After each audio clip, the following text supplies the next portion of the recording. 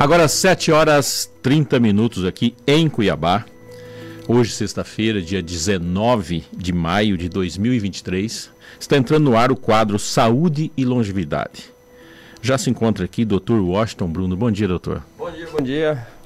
Satisfação estar aqui novamente, né? Felizmente nós vamos falar sobre um tema importante também aí, um tema que em constante, né, discussão no nosso país e que merece um cuidado aí na tratativa desse tema. E tem um histórico muito interessante, né, de formas e mudanças. Exato. Nós estamos vivendo a Semana Nacional da Luta Antimanicomial, né?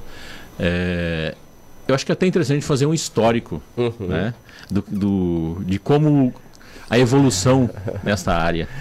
É bom discutir contigo aqui que você já traz o ponto certo que a gente precisa fazer. É exatamente o histórico que é o importante, né? Eu sempre falo que falar sobre qualquer tema sem contextualizar e sem considerar o que a história, né, ensinou, faz com que nós simplesmente repitamos alguns erros, né?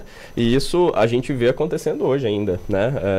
Nessa discussão sobre a luta antimanicomial é muito comum ouvirmos discussões que são muito mais ideológicas, descoladas da realidade, do que realmente da realidade. Então, acho que um ponto importante para a gente falar é que a luta é de todos, né? Sim. Ninguém hoje em dia admite que existam manicômios como eram, né, antigamente naquele esquema de internação de longa permanência, em que as pessoas ficavam excluídas da sociedade. Sim. Isso é péssimo, socialmente falando, é péssimo para o paciente, para quem está sofrendo de um transtorno mental. Então, não é algo que se justifica hoje. Mas o histórico mostra pra gente que existiu um encadeamento de acontecimentos que levaram a alguns acontecimentos importantes, né, que a gente viveu. Então, eu vou me permitir voltar na Revolução Francesa. Talvez seja um tema excessivamente rebuscado aí, mas eu acho que é importante a gente falar que até a Revolução Francesa, o que a gente tinha era, assim, pessoas com doença mental acorrentadas. Sim. Tá? Então, todo mundo que socialmente tinha um comportamento diferente da maioria, ou que não era aceito culturalmente, de alguma maneira era excluído. Só que como se tinha muito medo, né, das pessoas com transtornos mentais graves, então com a esquizofrenia, um transtorno bipolar grave que não tinha tratamento naquela época, não existia psicofármaco, não existia medicamentos, né, para isso, essas pessoas acabavam acorrentadas simplesmente em praças públicas ou em lugares isolados, porque realmente ofereciam um risco socialmente, né? A gente fala que na psiquiatria é a única especialidade médica em que eu tenho que me preocupar não só com a segurança e a saúde do doente, mas com das pessoas à sua volta, né? E essa é uma realidade que sempre existiu. Então, pessoas que ofereciam risco e que acabavam excluídas porque não existia nenhum entendimento. Na verdade, existia um julgamento muito grande sobre qualquer pessoa com um quadro, naquela época, chamado de alienação mental ou de loucura, né? E por conta disso as pessoas ficavam isoladas. Então, lá na Revolução Francesa, os ideais, né, de liberdade, de igualdade, de fraternidade... De justiça, principalmente, né? Principalmente de justiça, né? Eles motivaram uma avaliação, uma revisão de todas as questões sociais. Então, a gente teve ali, né, em 1789, ali começou a Revolução Francesa, né, e lá em 1793, a gente teve a figura do psiquiatra, do médico Philippe Pinel, né, que esse nome dá, né, as pessoas falam, né, de pessoas com problemas mentais, chamam de Pinel, esse aí tá Pinel, né, e veio exatamente por causa dessa pessoa que foi alguém muito importante nessa área. E o Philippe Pinel, ele fez algo muito, muito significativo, que ele percebeu assim, olha, essas pessoas com transtornos mentais, por mais que a gente não entenda realmente o que está acontecendo, só isolar ou só acorrentar de uma maneira agressiva, inclusive, maltratar, não resolve, não está ajudando. E aí, naquela época, a gente precisa pensar assim, não existia medicação. O que hoje controla, né, evita riscos relacionados às doenças mentais é a medicação, principalmente. E não existia naquela época. Então, o que se teve de opção fazer? Então tá, a gente não vai maltratar e acorrentar simplesmente, mas nós vamos separar essas pessoas da sociedade. Só que esse separar da sociedade não era a ideia, pelo menos no contexto do iluminismo, né? Não era para ser algo injusto, era para ser justo. Sim. Havia-se um entendimento de que a sociedade adoecia as pessoas, e porque a sociedade adoece, eu preciso oferecer um ambiente que seja mais calmo, que seja de maior contato com a natureza, porque isso traria possibilidade de melhora. Até certo ponto isso era uma realidade, e foi isso que foi feito, né? Então, o início do que depois se tornou os manicômios foi realmente uma ideia de trazer as pessoas para um ambiente mais saudável e que não houvesse aquela agressividade que a sociedade tratava as pessoas com transtornos mentais. E era o que dava para fazer. Sim. O que mais você ia fazer nessa época? Nada, não tinha medicação, não tinha outras terapias, não tinha nem entendimento do que era transtorno mental e tinha muito preconceito. Isso ele está possuído pelo diabo, ou essa pessoa tem, na verdade, assim, falava-se muito sobre maldade, né? Sobre essa divisão do bem e do mal, e isso colocava essas pessoas dentro desse contexto. Dentro disso, a gente teve... Se eu estiver falando demais, me interrompa. Fica à vontade. Está didaticamente perfeito. Tá. Dentro disso, a gente teve aí um período muito longo em que essa era a única condição de tratamento. E aí a gente precisa, de novo, avaliar contextos, né? Imagine um lugar em que você consegue, sem critério nenhum, né, internar pessoas que são tidas como diferentes socialmente, ou seja, né, o louco alienado era simplesmente o diferente socialmente, qualquer que fosse a questão. Existia aí, ou passou a existir aí um espaço para abusos, como tudo na sociedade. Então, em sociedades mais autoritárias, passou-se a fazer, né, por exemplo, internações políticas, né? Exclusão por conta de ideias diferentes. Isso aconteceu, infelizmente, e aconteceu até muito pouco tempo atrás, inclusive no nosso país, como a gente vai falar. E aí, o próximo passo foi o mais importante, que foi o surgimento dos fármacos, das medicações. Então, primeiro, o antipsicótico, que é uma medicação que ajuda a tratar alguém, por exemplo, com quadro de psicose, esquizofrenia, aquela pessoa que tem alucinações, delírios, que interpreta a realidade de uma maneira diferente e, por isso, por se sentir ameaçado, às vezes fica agressiva. Surgiu o primeiro antipsicótico, que é a clorpromazina, lá em 1954, nos Estados Unidos. Foi desenvolvido. Esses dias. Esses dias. Na história. Exatamente. Esses dias, e pense assim, você desenvolve hoje, né, o desenvolvimento de medicação, ele é um pouco mais rápido, mas naquela época, em 54 foi desenvolvido, ele passou a ser usado realmente na década de 60. Né? Então, até ali, a gente não tinha nada que ajudasse no tratamento, realmente assim, validado, né? Então, na década de 60, o que aconteceu na década de 60 no Brasil? Ditadura militar. Então, olha aí, quando a gente começou a ter alguma possibilidade de algo que realmente fizesse diferença para o tratamento, e ainda assim eram medicações ruins, pensando na efetividade que a gente tem hoje em outras medicações, quando começou a haver essa possibilidade de mudar alguma coisa, vem um regime autoritário no Brasil. Durante a ditadura, o que aconteceu nos manicômios? O aumento das internações. Ou seja, todo aquele processo que a gente falou, do preconceito, do abuso, ele passou a ser feito excessivamente no Brasil. E foi um período em que houve, inclusive, um aumento muito grande de mortes dentro dos manicômios. Por exclusão política, né, era aquela coisa, né? Virou um lugar, uma terra sem lei, em que ninguém questionava o que acontecia lá. E foi aproveitado simbolicamente, foi aproveitado muito a imagem, porque se a gente pegar historicamente, de 1920, começa a ter a explosão do cinema e da fotografia. E a camisa de força foi utilizada em todas as formas de cinema e de fotografia para expressar a pior forma humana. Né? E na ditadura militar foi muito comum pegar líderes e colocar sobre camisa de força, obrigatoriamente, para que a imagem fosse reproduzida que o cara... Que ele realmente estava alienado, que estava louco, ou seja, que realmente justificasse aquela exclusão política daquela pessoa, né? E a camisa de força nunca foi um bom instrumento. Né? Hoje em dia nunca foi um bom instrumento, mas se usou muito com essa finalidade realmente. E aí, se a gente pensar nisso, né, um período a gente passou a ter acesso a medicações. No Brasil ainda demorou um pouquinho para realmente ter acesso nos hospitais psiquiátricos. E aí vem a ditadura, a gente viveu um período ali de penumbra. Ou seja, era um período em que as coisas precisavam evoluir, mas não evoluíram. Tanto é que o dia 18, que é comemorado, ou na verdade lembrado, né, o dia de conscientização sobre a luta antimanicomial, ele é o dia que lá na década de 70 teve a primeira reunião de trabalhadores da saúde mental para tratar do tema. Mas não havia espaço na ditadura para discutir qualquer coisa que fosse de melhora. Por isso a ciência, né? Uma das características de qualquer ditadura em qualquer local do mundo, ou característica de qualquer ditadura em qualquer local, é a negação à ciência. Exato. Porque uma forma de dominação é o místico. Sim. Através do místico não tem como provar. Então eu posso avançar e a ciência termina tendo um conjunto de comprovações, né, que pode questionar a mais absoluta verdade. Sim. E se tem uma coisa que o ditador não quer, é que a sua verdade seja questionada, né? E um princípio básico científico é que aquilo precisa ser retestado e provado por outras pessoas. Ou seja, não pode ser só um detentor do conhecimento que descobre algo, aquilo é verdade absoluta. Então, para alguém que detém o poder de maneira ditatorial, isso é péssimo, porque é a minha opinião que importa, né? E aí, esse foi um contexto muito importante, né? A gente teve lá, a partir de 85, com a reabertura, né?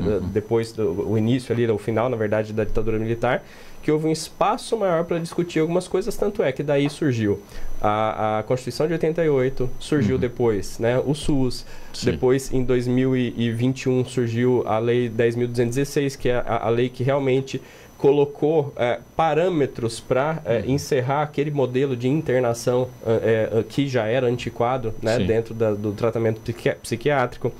Então a gente teve uma evolução muito grande nos últimos 20, 30 anos aí, mas volto a dizer, hoje dentro de uma discussão muito mais ideológica, né?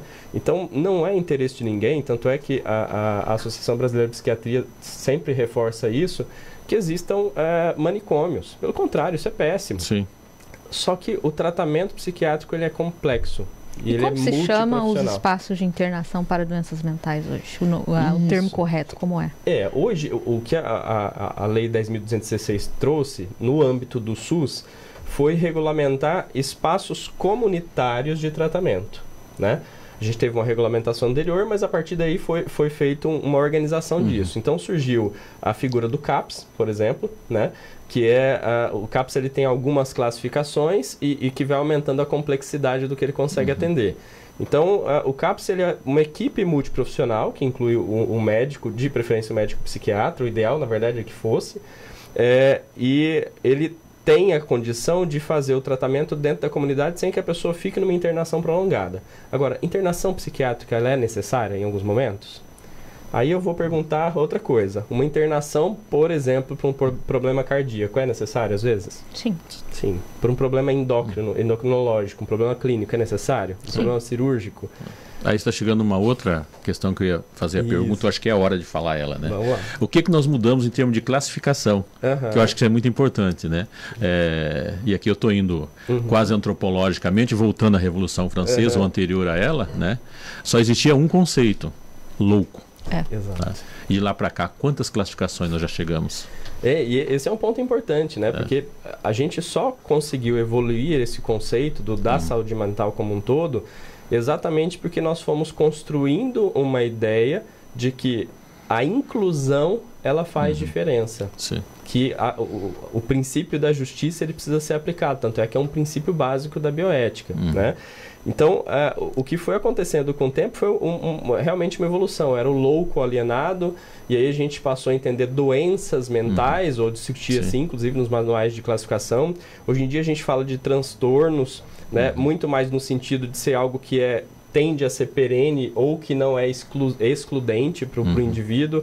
E isso é importante porque quando a gente muda a terminologia, a gente vai mudando o jeito de enxergar. Eu vim ouvindo aqui sobre cultura organizacional e a cultura social, e é muito isso, né? A cultura precisa evoluir e a gente evolui os conceitos. E é isso que acontece quando a gente fala de luta antimanicomial. Precisa ser uma discussão saudável e com conceitos realmente validados, né? Mas essa evolução aconteceu, graças a Deus, e tem acontecido, né? A gente hoje entende que ter um transtorno mental ou estar passando por um processo de transtorno mental não é algo que acontece fora de casa. Acontece com todo mundo. Um transtorno de ansiedade, por exemplo, que a gente já discutiu aqui, um episódio depressivo, acontece com todo mundo, né? Num dado momento da vida, às vezes mais ou menos intenso, mas acontecem. Então, aquela ideia do disruptivo, do que é diferente socialmente, já não cabe mais quando a gente fala de saúde mental, né?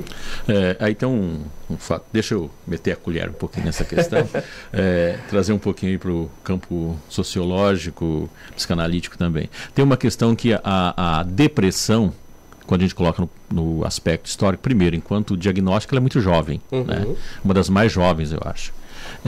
Mas a depressão está ligada à opressão. Elas caminham junto. E se a gente voltar um tempo na história, a opressão ela era muito forte. Então ela facilitava profundas depressões que não era diagnosticado com depressão. Qual que é a característica de alguém que entra em depressão? Não se cuidar direito, deixar o cabelo, não cuidar do cabelo, não cuidar nada, não se tornar antissocial. E quantos desses foram internados, doutor, com essa característica? Que não era uma pessoa, na realidade, antissocial. Né? Não era um perigo, não perigo nenhum para a sociedade. Tem um conceito, quando a gente fala, por exemplo, de burnout hoje, né, a gente fala, tem um critério que é um critério que fala sobre um desleixo, por exemplo, com as coisas. E isso acontece muito na depressão também. A minha baixa energia, que é uma dificuldade de lidar com estresse ou resolver situações, faz com que eu me distancie afetivamente e emocionalmente. Então, socialmente, isso me traz prejuízos. Então, aquela pessoa que é mais comunicativa fica pouco comunicativa. Aquela pessoa que tem capacidade de resolver problemas, que gosta de lidar com outras pessoas... Pessoa produtiva. Se retrai mais, exatamente. Né? Então, tem um processo de retração. Então, muitos realmente foram. Imagina, eu tenho um grau de funcionalidade normal, de repente me deprimo gravemente, ninguém entende o que está acontecendo. Mudou, já não é aceito socialmente aquele comportamento. Muitos foram, realmente. Às vezes a depressão leva a quadros psicóticos também. A depressão psicótica é aquela em que eu tenho um sentimento de menos-valia tão grande que às vezes eu acredito que eu tô com uma doença terminal, que eu já morri, ou que as coisas realmente vão ser muito ruins. E aí, muitos foram nesse contexto também internados. Eu estava falando agorinha, né, João, sobre a questão da comparação com outras especialidades, muito para pensar sobre isso também, né, sobre esse contexto, porque se eu tenho um problema cardiológico, eu trato. Se eu tenho um problema endocrinológico, um diabetes, eu trato. Se eu tenho um transtorno mental qualquer que seja, não, mas aí, né, o estigma do manicômio, o estigma do tratamento psiquiátrico em contextos em que a gente não tinha opção de tratamento, vai ficando. E aí as pessoas demoram para buscar auxílio e ajuda. Só que isso entrou também nessa discussão, na questão da luta antimanicomial. Então, existe um movimento não antimanicomial acontecendo, existe um movimento antipsiquiátrico acontecendo. Ou seja, aquele movimento em que eu nego a doença, o transtorno mental, ou desvalorizo isso de alguma maneira como algo importante porque eu associo aquela imagem negativa do manicômio. E não é essa a questão. Né? Então, essa evolução precisa acontecer. A psiquiatria hoje é uma especialidade de bem-estar, de voltar ou atingir o melhor potencial do que você pode atingir. Então, o foco hoje não é só tratar um transtorno mental. O foco hoje é ajudar para que as pessoas tenham uma vida plena. E é isso que a gente precisa buscar. E não dá para ter uma vida plena dentro de um manicômio. Não dá para ter uma vida plena excluído da sociedade. Né? Isso não pode. Eu queria que falasse um pouquinho dessa importância no processo de identificação e na ajuda de tratamento do universo do entorno da pessoa que está doente. Isso que eu ia falar, até a nossa geração, acho que trazido pelos filmes e pelas fotos, o manicômio é muito estigmatizado. A doença mental entrou nesse pacote por conta dessas imagens com as quais a gente foram criados, né? E às vezes existe a resistência até da família em perceber ou apoiar a busca pela ajuda, né, de saúde mental. Esse estigma ele ainda existe, né? Então, eu sempre falo aqui que é muito comum as pessoas chegarem no consultório depois de sofrer muito, né? Depois que já não tem opção ou chega porque já está tendo uma ideação suicida, por exemplo, no caso das depressões, dos transtornos de personalidade. Então, essa resistência externa atrapalha muito. Não é à toa que boa parte do bom tratamento inclui chamar a família. Inclui fazer, às vezes, você percebe contextos familiares totalmente adoecidos. E as pessoas normalizam aquilo, né? É só uma fase, é só um momento, é porque isso aconteceu, porque aquilo aconteceu. E aí a gente fica naquele contexto familiar de briga, de luta. Então é um cutucando o outro o tempo inteiro e quando alguém fala assim, eu não aguento mais, eu preciso de ajuda, começa o tratamento, essa pessoa não recebe apoio.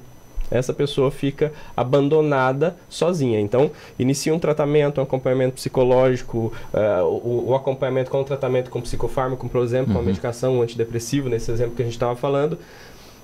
E aí chega em casa, alguém fala assim, mas isso aí vicia. Mas toma cuidado, vem uma vizinha, vem o pai, a mãe, um irmão, olha, mas isso aí fulano começou a tomar e ficou bobo, né?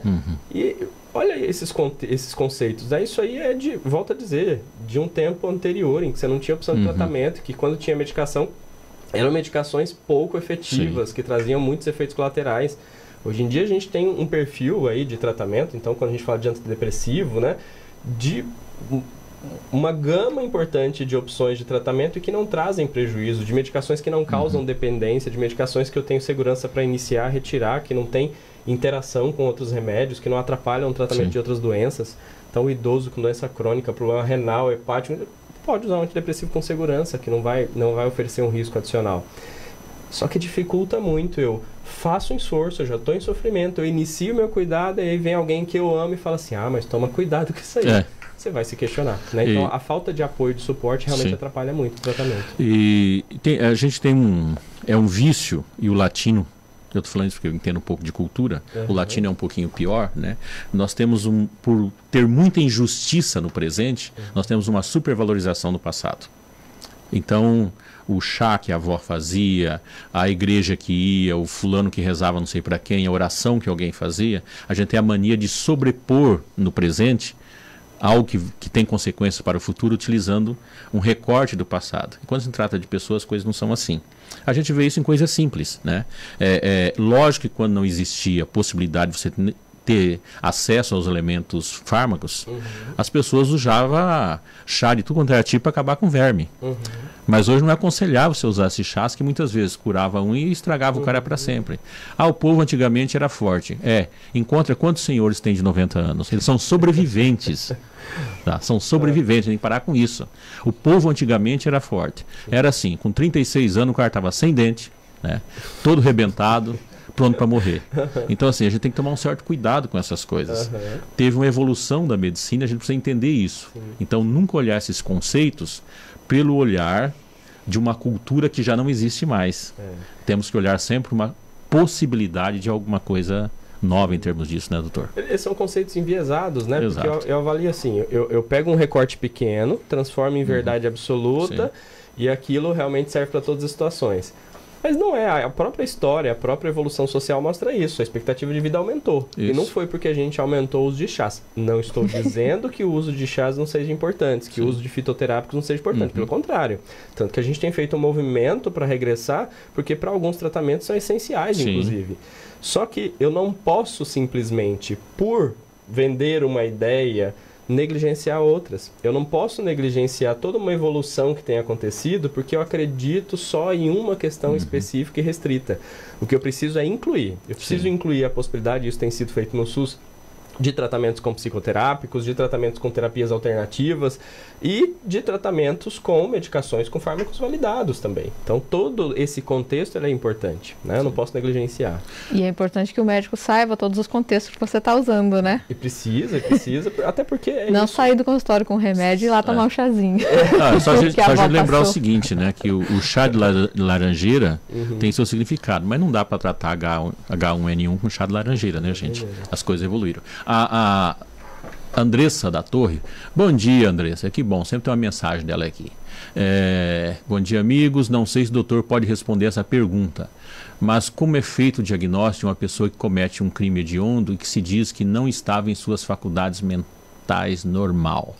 A pessoa comete um crime, faz uma coisa que não é certo e diz que não se lembra, que não estava nas suas faculdades mentais. Aí nós vamos usar Lombroso, né? Vamos voltar lá no princípio da psiquiatria forense, né? Que é bem mais complexa, né, doutor?